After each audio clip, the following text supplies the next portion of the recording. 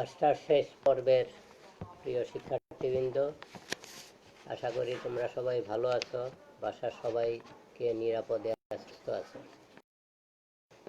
তোমাদের শেষ পর্বের মৌলিক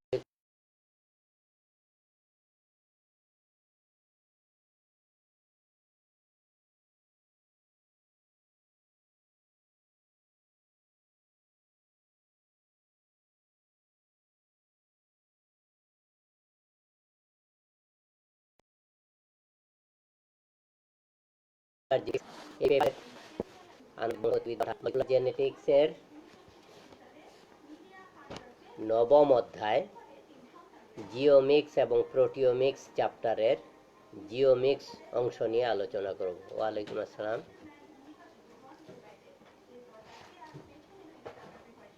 তোমাদের এই আলোচনায় আমি আণবিক বংশ পাবলিকেশন প্রকাশিত বই অনুসরণ করব। এই বইয়ের জিওমিক্স এবং প্রোটিওমিক্স অংশটা আছে 161 পৃষ্ঠায়। 161 পৃষ্ঠায় এই চ্যাপ্টারটা আছে। তাহলে আমি জিওমিক্স অংশ থেকে আলোচনা শুরু করি। জিনোমিক্স, প্রোটিওমিক্স আগামী ক্লাসে আবার ইনশাআল্লাহ আলোচনা করব। তাহলে আজকে জিনোমিক্স। এই জিনোমিক্সটা আধুনিক বংশগতিবিদ্যার বা আণবিক বংশগতিবিদ্যার একটা গুরুত্বপূর্ণ বিষয়। জিনোমিক্স এবং প্রোটিওমিক্স দুটোই গুরুত্বপূর্ণ বিষয়। তো আজকে আলোচ্য বিষয় আমাদের জিনোমিক্স। বর্তমানে ধারণা করা হয় একটা জিনের কাজকে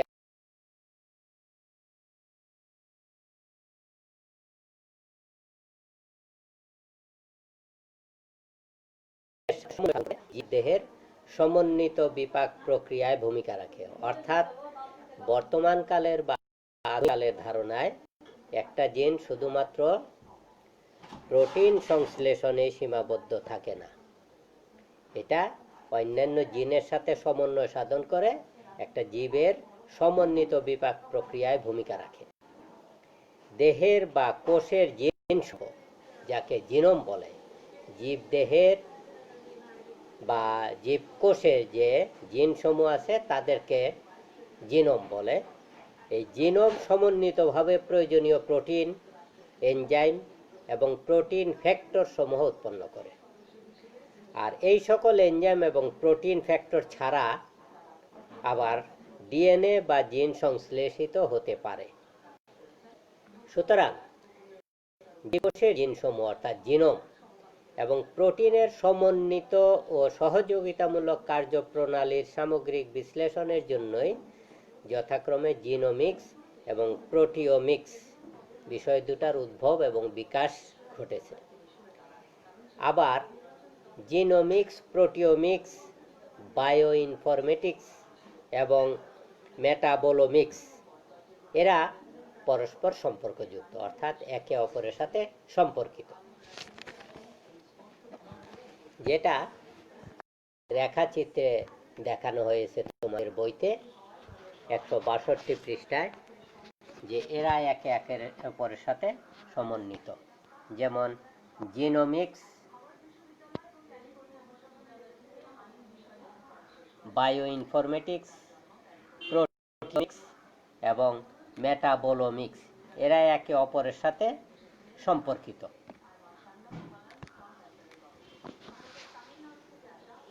সংক্ষেপে এইটুকু হলো ভূমিকা। এবার আসি আমরা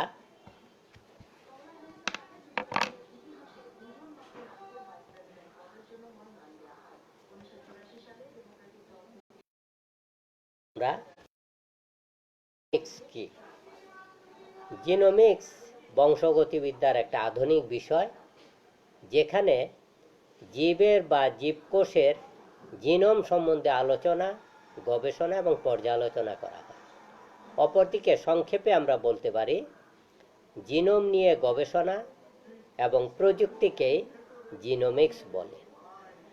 অপরদিকে জিনোম বলতে আমরা এর আগে বলেছি যে জীবের বা জীবকোষের সমস্ত জিনকে একত্রে জিনোম বলে। জার্মান বিজ্ঞানী ওয়ালাইকুম আসসালাম। জার্মান বিজ্ঞানী হ্যান্স উইঙ্কলার 1920 সালে প্রথম জিনোম শব্দটা ব্যবহার করেন। জিনোম শব্দটা পুরাতন হলেও জিনোমিক্স শব্দটা অপেক্ষাকৃত আধুনিক।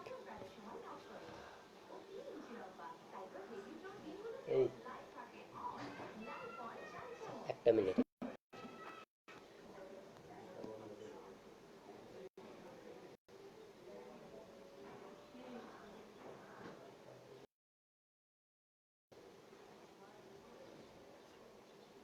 আচ্ছা, তাহলে যে কথা বলছিলাম যে জিনোম শব্দটা পুরাতন হলেও জিনোমিক শব্দটা তুলনামূলকভাবে আধুনিক। আর জিনোমিক্সের ধারণা এফ স্যাঙ্গার গত শতাব্দীর 70 দশকের শেষের দিকে প্রদান করেন এবং টম রোডেরিক 1986 সালে জিনোমিক্স বিষয়টা দৃঢ়ভাবে প্রতিষ্ঠিত করেন। সংক্ষেপে এই হলো জিনোমিক্স। তাহলে জিনোমিক্স বলতে আমরা সংক্ষেপে যদি বলি যে জিনোম নিয়ে গবেষণা এবং প্রযুক্তিকেই জিনোমিক্স বলে। আর এটা এফ স্যাঙ্গার জিনোমিক্স শব্দটা 1986 সালে এটা দৃঢ়ভাবে প্রতিষ্ঠিত করেন। আলোচ্য বিষয়গুলো কি? জিনোমিক্সের আলোচ্য বিষয়গুলোর মধ্যে রয়েছে জিনোমের বা ডিএনএর অনুক্রম বা সিকোয়েন্স নির্ণয়, সূক্ষ্ম স্কেলে ডিএনএ ম্যাপিং, জিনোমের গঠন কাজ বিশ্লেষণ,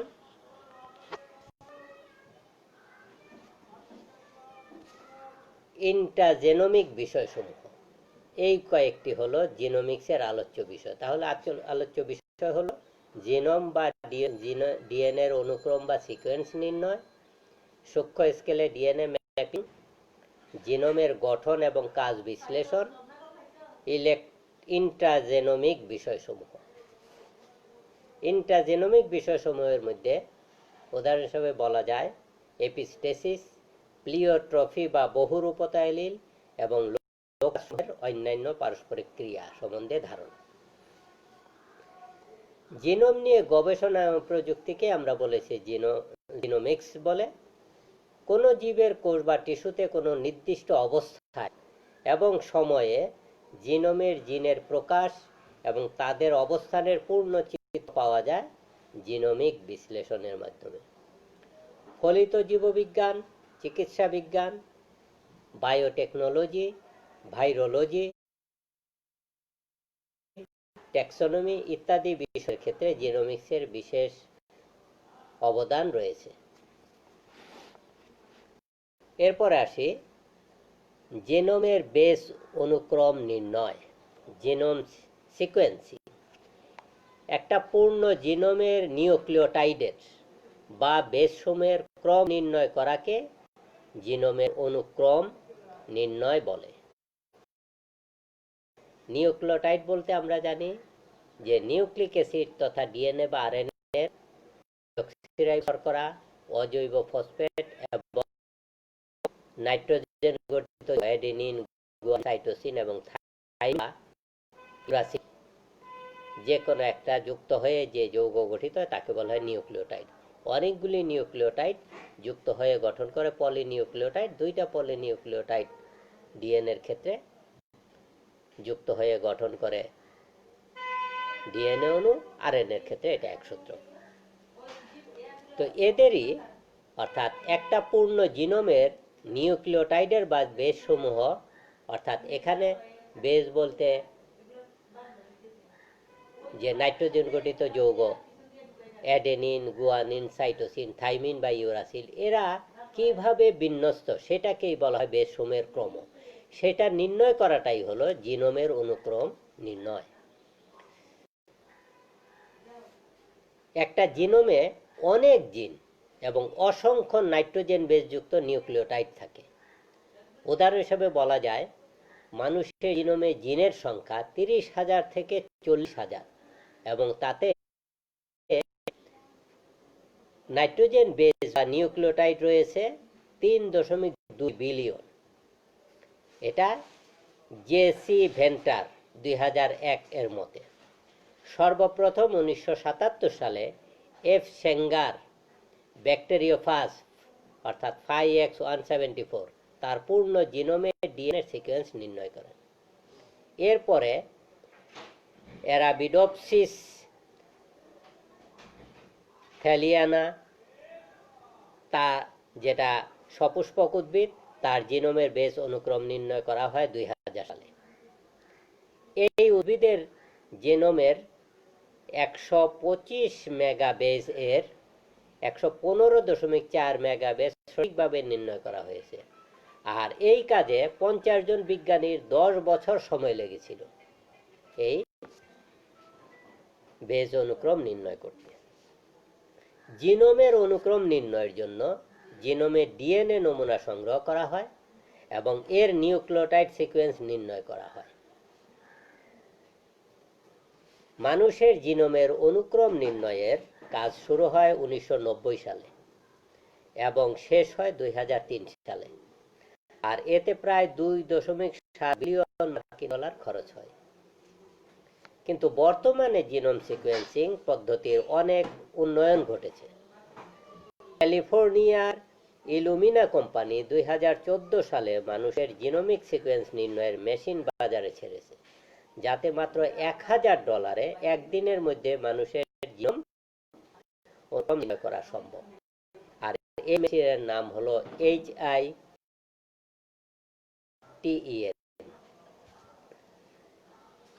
বংশগত রোগ এবং ক্যান্সার নির্ণয়ে এবং চিকিৎসায় জিনোম সিকোয়েন্সের রয়েছে। অর্থাৎ জিনোম সিকোয়েন্সের গুরুত্বের মধ্যে একটা উল্লেখযোগ্য গুরুত্ব হলো বংশগত রোগ এবং ক্যান্সার নির্ণয়ে এবং তার চিকিৎসায়। এছাড়া পূর্বে অজানা জিন নির্ণয়ে এবং জিনের কাজ নির্ণয়ে এই প্রক্রিয়া অবদান রাখে।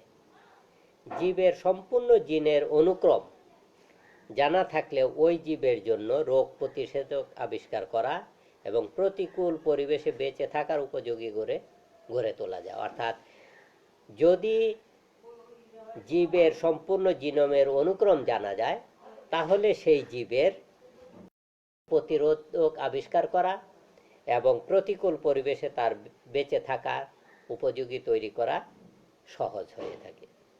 মানুষের জিনোমের অনুক্রম আবিষ্কৃত হওয়ায় জিনোম এখন মানব সম্প্রদায়ের চিকিৎসা সহ বহুমুখী ব্যবহারের পথ উন্মুক্ত হয়েছে। দ্রুত জিনোমের অনুক্রম নির্ণয়ের আধুনিক পদ্ধতি উদ্ভাবন জীববিজ্ঞান এবং চিকিৎসা বিজ্ঞানের গবেষণা এবং আবিষ্কারকে ত্বরান্বিত করছে। এই প্রক্রিয়া এখন ফলিত জীববিজ্ঞানের অনেক শাখা, যেমন রোগ নির্ণয়, বায়োটেকনোলজি, ফরেনসিক বায়োলজি, ভাইরোলজি, শ্রেণী বিন্যাসকরণ ইত্যাদির জন্য অপরিহার্য হয়ে পড়েছে। অধুনা মানুষ সহ উদ্ভিদের পূর্ণ জিনোমের অনুক্রম নির্ণয় করা সম্ভব হয়েছে, যা জীবের অভিব্যক্তি সহ নানা তথ্যের দ্বার উন্মোচনে সহায়তা করবে। সংক্ষেপে এই হলো জিনোমের বেস অনুক্রমের কয়েকটি গুরুত্বপূর্ণ দিক ব্যবহারের। এবার আসি জিনোমের অনুক্রম নির্ণয়ের পদ্ধতি সমূহ। নির্ণয়ের যে পদ্ধতি সংক্ষেপে আসি আলোচনায়। জীবের একটা জিনোমে অসংখ্য নাইট্রোজেন বেসযুক্ত নিউক্লিওটাইড থাকে। আমরা এর আগে বলেছি, উদাহরণ হিসাবে মানুষের জিনোমে প্রায় 3.2 বিলিয়ন বেস রয়েছে। তাই জিনোমের ডিএনএ কে অখণ্ড রেখে বেসের সিকোয়েন্স বা অনুক্রম নির্ণয় করা সম্ভব নয়, কারণ যেহেতু এত নিউক্লিওটাইড বেস থাকে, তাই অখণ্ড রেখে তার বেস সিকোয়েন্স বা অনুক্রম করা যায় না। জিনোমের অনুক্রম নির্ণয়ের জন্য প্রথমেই কোষ থেকে সঠিক পদ্ধতিতে ডিএনএ পৃথক করা হয়।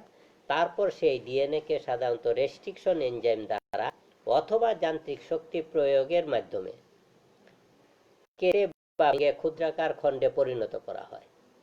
তারপর সাধারণত কোনো ব্যাকটেরিয়ার, যেমন ইকোলি ব্যাকটেরিয়ার কোষ মাধ্যমে সংখ্যা বৃদ্ধি করা হয়, যাকে অ্যাম্প্লিফিকেশন বলে। আলাদা আলাদা ব্যাকটেরিয়াল কলোনিকে বিশুদ্ধ করে অনুক্রম নির্ণয় করা হয়। তারপরে সবশেষে ডিএনএর যে খণ্ডগুলো আছে তার সংযোজন ঘটিয়ে জিনোমের লম্বা অনুক্রম নির্ণয় করা হয়ে থাকে। 1977 সালে এফ সেঙ্গার সর্বপ্রথম ব্যাকটেরিওফাজ 5X174 এর পূর্ণ জিনোমিক অনুক্রম নির্ণয় করে। এরপর থেকে বর্তমান সময় পর্যন্ত বহু জীবের জিনোমের অনুক্রম নির্ণয় করা সম্ভব হয়েছে। এই সময়ের মধ্যে জিনোম অনুক্রম নির্ণয়ের পদ্ধতিরও অনেক পরিবর্তন, পরিমার্জন এবং বিকাশ ঘটেছে। এবার এই কয়েকটা পদ্ধতি আমরা আলোচনা করব। প্রথমে পূর্ণ জিনোম শর্টগান অনুক্রম নির্ণয়ের প্রক্রিয়া।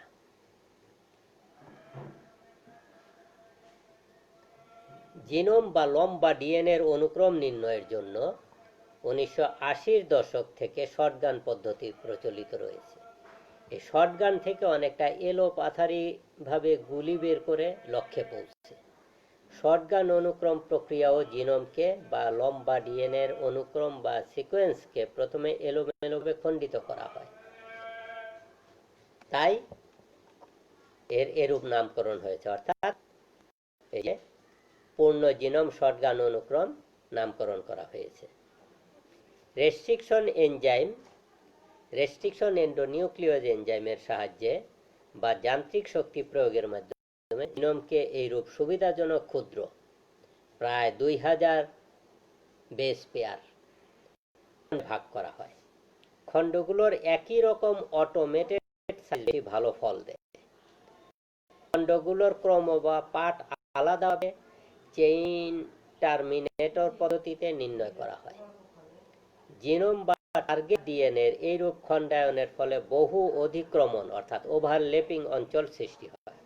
এই সকল খণ্ডে পুনঃসংযোগ এবং কম্পিউটার অ্যালগরিদমের মাধ্যমে অধিক্রমণ অঞ্চলসমূহের ও সম্পূর্ণ জিনোমের অবিরত সিকোয়েন্স নির্ণয় করা হয়।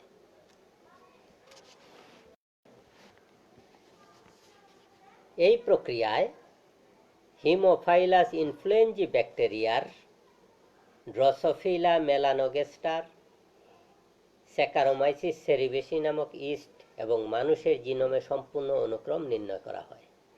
জিনোমের অনুক্রম নির্ণয়ের এই পদ্ধতিটি এফ সেঙ্গার এর ডিএনএ সিকোয়েন্সিং পদ্ধতির উপর ভিত্তি করেই বিকশিত হয়েছে। এই পদ্ধতি বলা হয়ে থাকে। প্রক্রিয়াটি জেসি ক্রেইনিং এবং তার সহকর্মীদের চেষ্টায় 1996 সালে প্রতিষ্ঠিত হয়।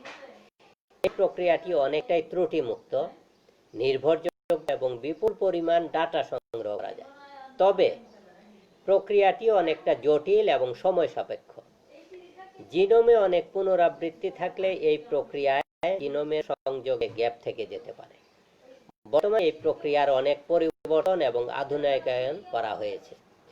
আমরা বইয়ে এই শর্টগান সিকোয়েন্সিংটা বইয়ে যে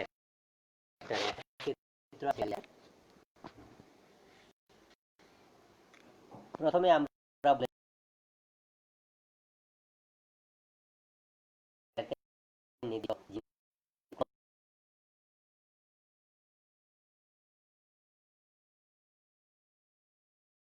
রেস্ট্রিকশন এন্ডোনিউক্লিয়েজ এনজাইম দিয়ে, তারপরে স্বয়ংক্রিয়ভাবে এদেরকে আবার সংযোজন করা হয়ে থাকে। এরপরে সবগুলি খণ্ডকে আবার জোড়া দিয়ে জিনোমিক অনুক্রম নির্ণয় করা হয়ে থাকে।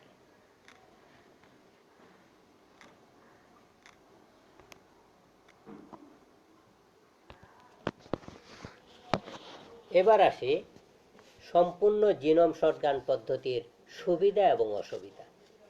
এই যে এই পদ্ধতিতে আমরা জিনোমের অনুক্রম তথা সিকোয়েন্সিং করব, তার কিছু সুবিধাও রয়েছে, অসুবিধাও রয়েছে। সুবিধার মধ্যে উল্লেখযোগ্য হলো এই পদ্ধতিটা অনেকটা ত্রুটিমুক্ত, নির্ভরযোগ্য এবং বেশি বিশ্লেষণ। এছাড়া এই প্রক্রিয়ায় বিপুল পরিমাণ ডাটা সংগ্রহ করা যায়, যা জীববিজ্ঞানের বিভিন্ন শাখায় ব্যবহার করা হয়। প্রথমে কোনো ভৌত প্রস্তুত করা হয় না। Back library, BAC, back bacterial artificial chromosome, এই ব্যাক লাইব্রেরি এবং টিলিং পথের প্রয়োজন হয় না, তাই তুলনামূলকভাবে কম ধীর গতির। এই প্রক্রিয়া তুলনামূলকভাবে কম ব্যয়বহুল এবং ছোট বড় পার্থক্য পরিবর্তন বাদ পড়লেও তা ধরা পড়ে। এই হলো পূর্ণ জিনোম শর্টগান অনুক্রম প্রক্রিয়ার সুবিধা।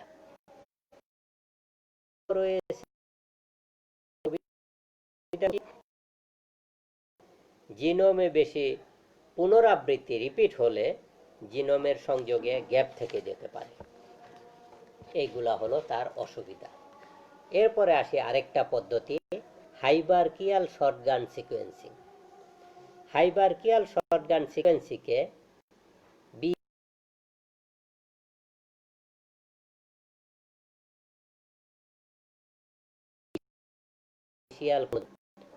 Clone to clone sequencing, map based sequencing বলে।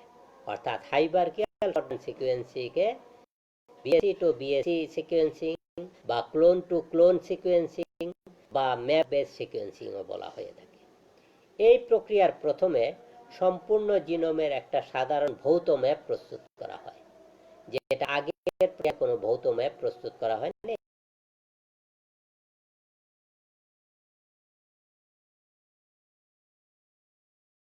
বিভক্ত করে খণ্ডগুলোর পর্যায়ক্রমিক নম্বর নির্ধারণ করা হয়।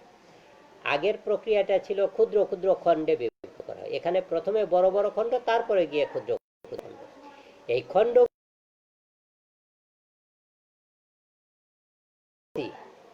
ক্লোন করা হয়।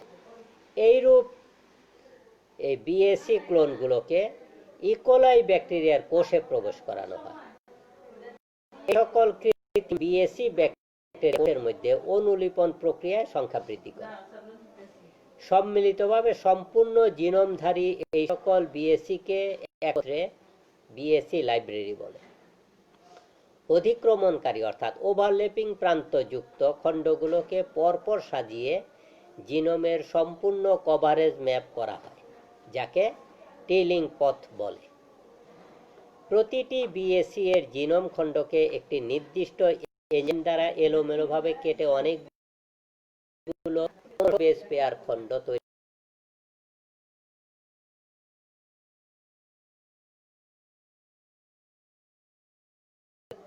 ক্লোন করা হয়। তারপর এই সকল ক্লোনের নির্ণয় করা হয়। কম্পিউটারে পিএইচআরএপি প্রোগ্রামের মাধ্যমে খণ্ডগুলোর প্রান্তের অতিক্রমযুক্ত বেসগুলো নির্ণয় করে খণ্ডগুলোর আনুক্রমিক সংযোজন ঘটানো এবং অনুক্রম নির্ণয় করা হয়। এইভাবে কয়েক জিনোমের অনুক্রম নির্ণয় করে অনেকটা নির্ভুল অনুক্রম লাভ করা যায়। মানুষের জিনোমিক অনুক্রম নির্ণয় এই প্রক্রিয়াটিও ব্যবহার করা হয়।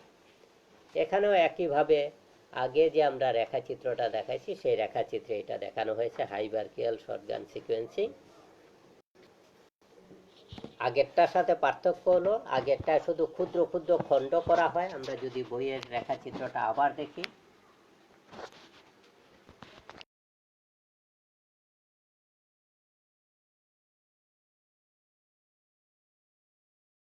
আগেরটা ছিল এটাকে ক্ষুদ্র ক্ষুদ্র খণ্ডে বিভক্ত করা হয় প্রথমে। আর এই প্রক্রিয়ায় প্রথমে ডিএনএটাকে বড় বড় খণ্ডে বিভক্ত করা হয়, তারপরে এদেরকে ক্ষুদ্র ক্ষুদ্র বিভক্ত করে অনুক্রম নির্ণয় করে এরপরে তাদের জোড়া লাগিয়ে অনুক্রম সিকোয়েন্সিং নির্ণয় করা হয়ে থাকে।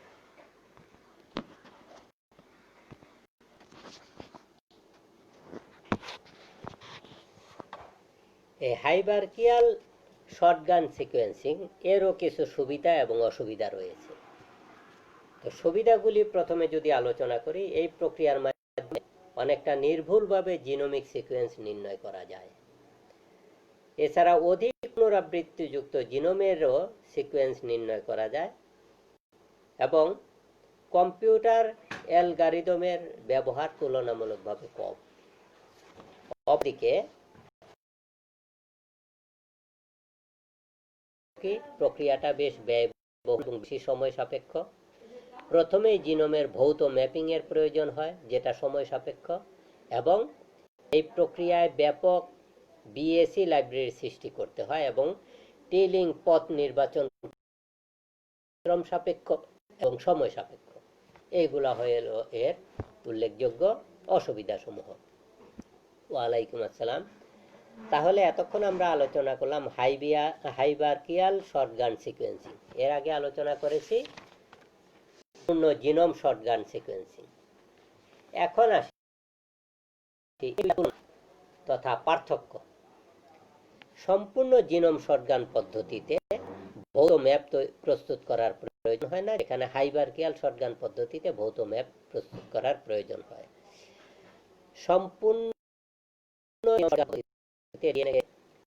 প্রথমে ক্ষুদ্র ক্ষুদ্র খণ্ডে কাটা হয়, অপরদিকে হাইবারকিয়াল শর্টগান পদ্ধতিতে প্রথমে বড় বড় খণ্ডে কাটা হয়, পরে ক্ষুদ্র ক্ষুদ্র খণ্ডে কাটা হয়।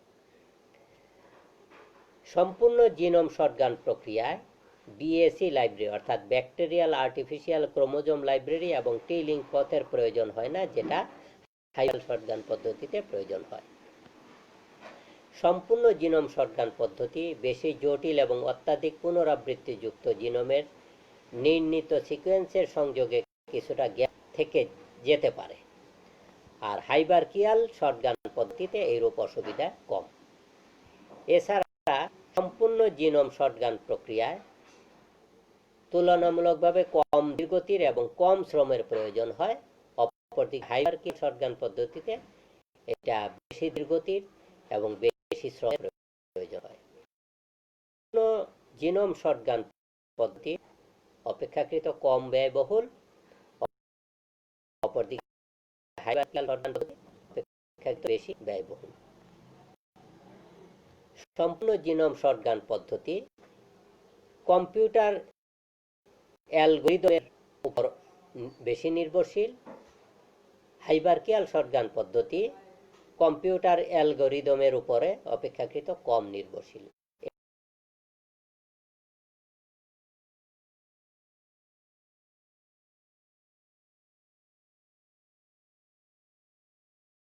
অনুক্রম প্রক্রিয়া ক্রম পদ্ধতির উপর ভিত্তি করে, যেটা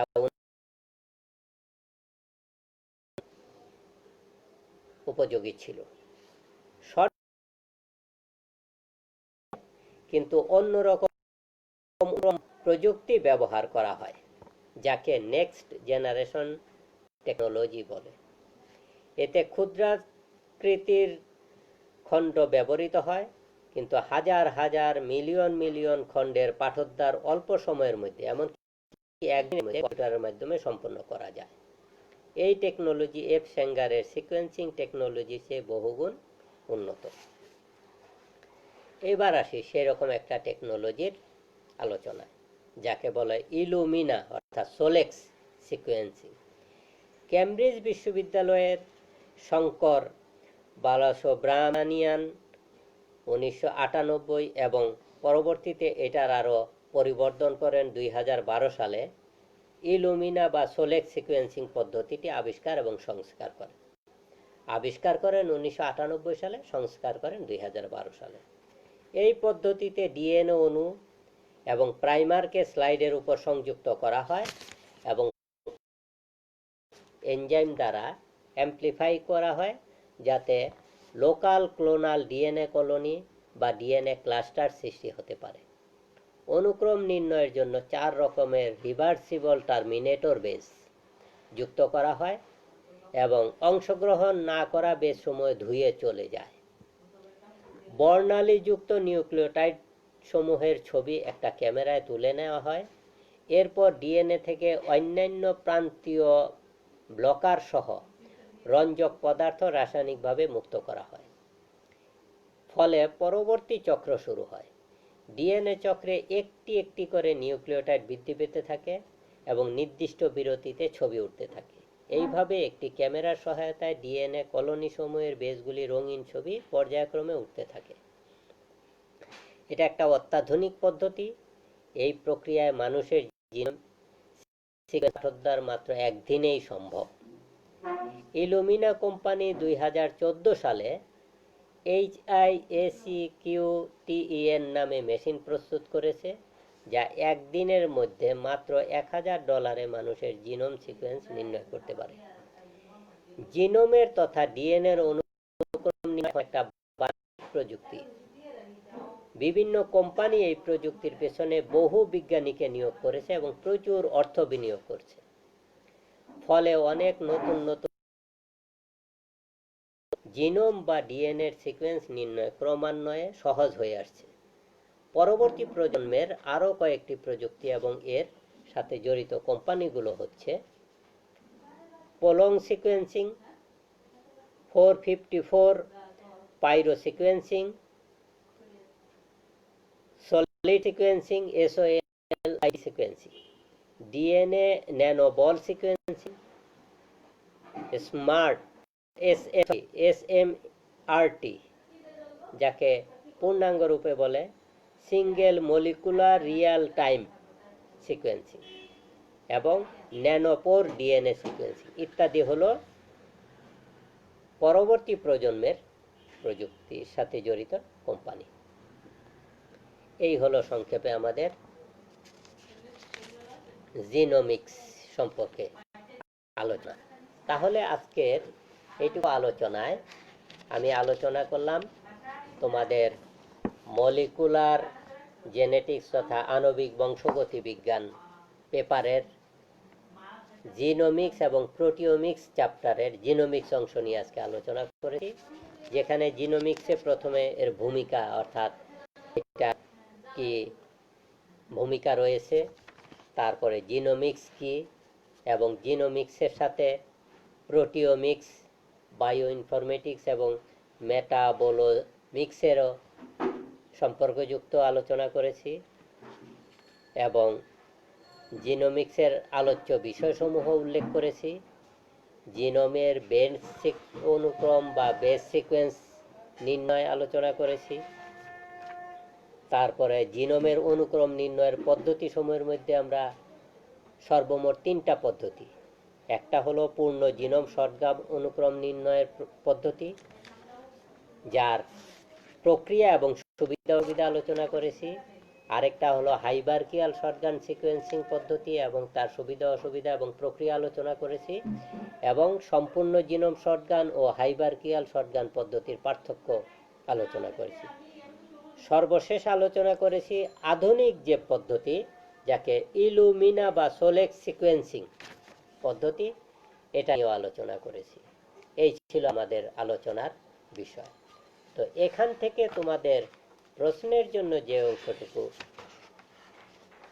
গুরুত্ব দিয়ে পড়তে হবে, জিনোমিক্স এর সংজ্ঞা, জিনোমের সংজ্ঞা, জিনোমের অনুক্রম নির্ণয় বলতে কি বোঝায়, মানুষের জিনোমে জিন এবং বেস জোড়ের সংখ্যা কত, যেটা আমরা উল্লেখ করেছি যে জিন 30,000 থেকে 40,000 এবং বেস জোড়ের সংখ্যা 3.2 বিলিয়ন। এছাড়া জিনোমের অনুক্রম নির্ণয় করা হয়েছিল, আমরা সেটাও উল্লেখ করেছি। সর্বপ্রথম যে উদ্ভিদের জিনোম আলোচনা করা হয়েছিল এখানে উল্লেখ করেছি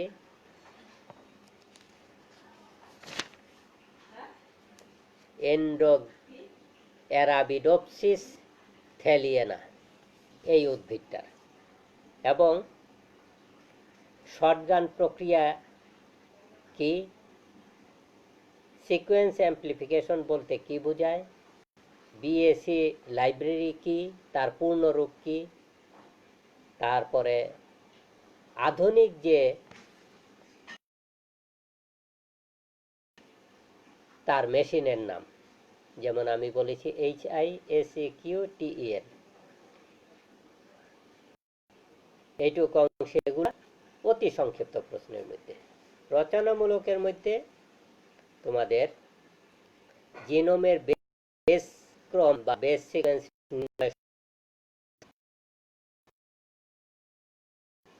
পূর্ণ জিনোম বর্ণনা, হাইবারকিয়াল শর্টগান সিকোয়েন্স পদ্ধতির বর্ণনা এবং হাইবারকিয়াল ও পূর্ণ শর্টগান সিকোয়েন্সের মধ্যে পার্থক্য, ইলুমিনো বা সোলেক সিকোয়েন্সিং এর বর্ণনা, এইগুলা তোমাদের রচনামূলকের মধ্যে শিখতে হবে। এছাড়া আরো দুইটা অংশ, সেটা হলো যে দুইটা পদ্ধতি আছে, একটা পূর্ণ জিনোম শর্টগান অনুক্রম, আরেকটা হলো হাইবারকিয়াল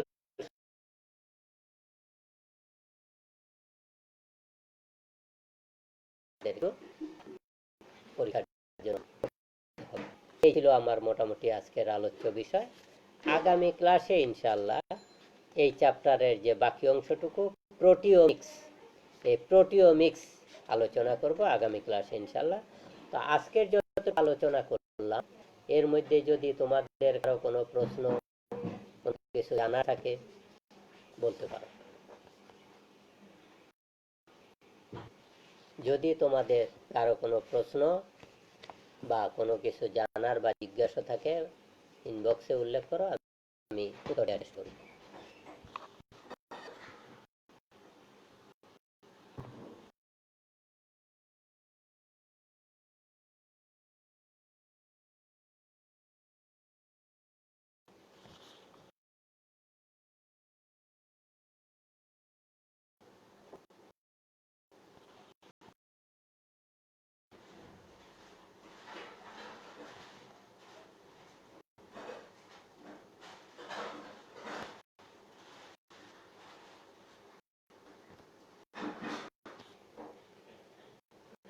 কারো কোনো? ওয়ালাইকুম আসসালাম। মুক্তি দে তো অনেক লেটে, আমার তো আলোচনা প্রায় শেষ। আচ্ছা, যাই হোক, কারো কোনো প্রশ্ন না থাকলে আমি আজকে এখানে সমাপ্তি করব। কারো কোনো প্রশ্ন?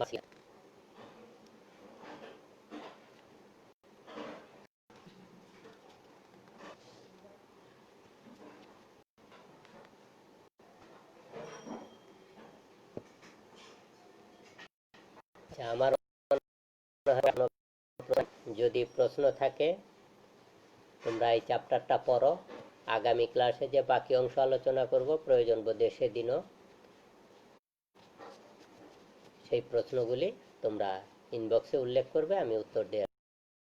তাহলে আজকে আবার পরিশেষে তোমাদের এবং তোমাদের